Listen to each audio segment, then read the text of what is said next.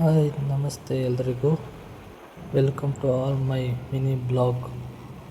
ನವೆ ಡೇಸ್ ಪ್ರತಿಯೊಬ್ಬರು ಕೂಡ ಯುನೀಕ್ ಆ್ಯಂಡ್ ಡಿಫ್ರೆಂಟಾಗಿ ಬ್ಲಾಗ್ ಮಾಡ್ತಿರೋದು ನೋಡಿದರೆ ತುಂಬ ಖುಷಿಯಾಗುತ್ತದೆ.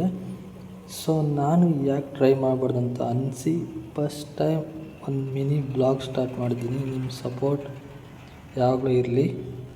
ನಿಮ್ಮ ಸಪೋರ್ಟ್ ಜೊತೆ ದೇವ್ರ ಸಪೋರ್ಟು ಕೂಡ ಇಂಪಾರ್ಟೆಂಟ್ ಅಲ್ವಾ. ಸೊ ಮೈ ಫೇವ್ರೆಟ್ ಗಾಡ್, ಮನೆ ದೇವರು ಪತ್ತೆ ನರಸಿಂಹಸ್ವಾಮಿನ ದರ್ಶನ ಪಡೆದು ಈ ಬ್ಲಾಗ್ ಸ್ಟಾರ್ಟ್ ಮಾಡಬೇಕು ಅಂದ್ಕೊಂಡು ನಾನು ನನ್ನ ಬೈಕ್ ತಗೊಂಡು ಹುಳಿಯಾರಿಂದ ಅಪ್ ಟು ಹತ್ತೇಳವರೆಗೂ ಬೈಕಲ್ಲಿ ಟ್ರಾವೆಲ್ ಮಾಡಿದೆ. ಫೈನಲ್ಲಿ ಹತ್ತೇಳು ಬೆಟ್ಟ ಸಿಕ್ತು.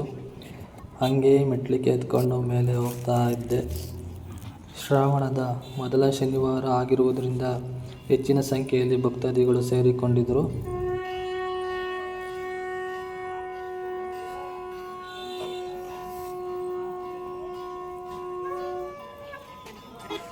Wow, Shankar sound. ನಾನು ಮಾಡ್ತಿರೋ ಬ್ಲಾಗ್ಗೆ ದೇವ್ರು ಕೊಡ್ತಿರೋ ಶುಭ ಶಕನ ಅಂದ್ಕೊಂಡೆ.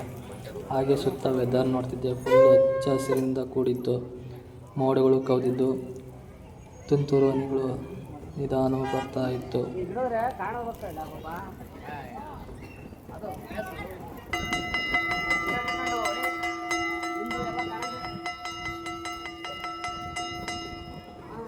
ವಿಷ್ಣುವಿನ ಅವತಾರವಾದ ಯಾವುದೇ ದೈವವಾದರೂ ಆ ದೇವಸ್ಥಾನದ ಮುಂದೆ ಗರುಡಗಂಬ ಇರುವುದು ಪ್ರತೀತಿ. ಕಾರಣ ಇಷ್ಟೇ, ಗರುಡವು ವಿಷ್ಣುವಿನ ವಾಹನ. ದೇವಸ್ಥಾನದ ಒಳಗಡೆ ಹೋಗುವ ಮುನ್ನ ಗರುಡಗಂಬಕ್ಕೆ ಕೈ ಮುಗಿದು ಹೋಗುವುದು ಪ್ರತೀತಿ. ಆದ ಕಾರಣ ಜನರು ಪೂಜೆ ಮಾಡುತ್ತಿದ್ದರು. ನಾನು ಕೂಡ ನಮಸ್ಕರಿಸಿ ಹಾಗೆ ಮುಂದೆ ಹೋದೆ. ಲೈನ್ ಕೂಡ ಇತ್ತು. ಲೈನಲ್ಲಿ ನಿಂತ್ಕೊಂಡೆ. ತುಂಬ ಲೇಟ್ ಆಗುತ್ತೆ ಅಂದ್ಕೊಂಡೆ.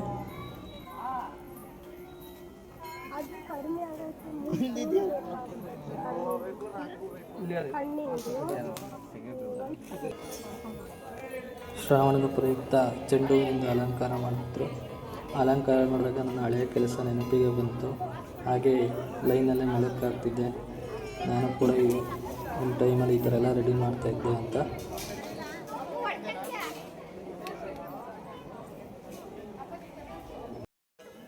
ಎಲ್ಲ ದೇವಸ್ಥಾನದಲ್ಲೂ ಕುಂಕುಮ ಅರಿಶಿಣ ಸಪ್ರೇಟಾಗಿ ಇಟ್ಟಿರೋದು ನೋಡುತ್ತೀರ. ಬಟ್ ಈ ದೇವಸ್ಥಾನದ ವಿಶೇಷ ಏನಂದರೆ ಕುಂಕುಮ ಮತ್ತು ಅರಿಶಿಣ ಎರಡನ್ನೂ ಮಿಕ್ಸ್ ಮಾಡಿಟ್ಟಿರ್ತಾರೆ. ಇಲ್ಲಿನ ವಿಶೇಷ ಭಂಡಾರ ಇದು. ನಾನು ಹಾಗೆ ತಗೊಂಡು ಹಣ ಇಟ್ಕೊಂಡೆ. ಫೈನಲಿ ನನ್ನ ಬ್ಲಾಗ್ಗೆ ದೇವರ ಆಶೀರ್ವಾದ ಸಿಗೋ ಟೈಮ್ ಬಂದೇ ಬಿಟ್ಟು. ಆ್ಯಂಡ್ ದೇವರಿಂದ ಕೂಡ ಒಳ್ಳೆ ಬ್ಲೆಸ್ ಕೂಡ ಆಯಿತು.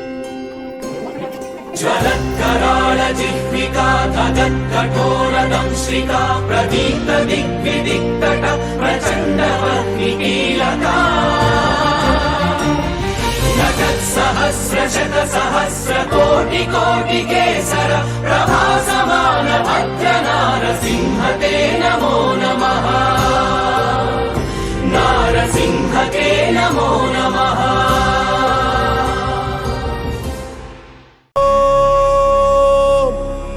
नमो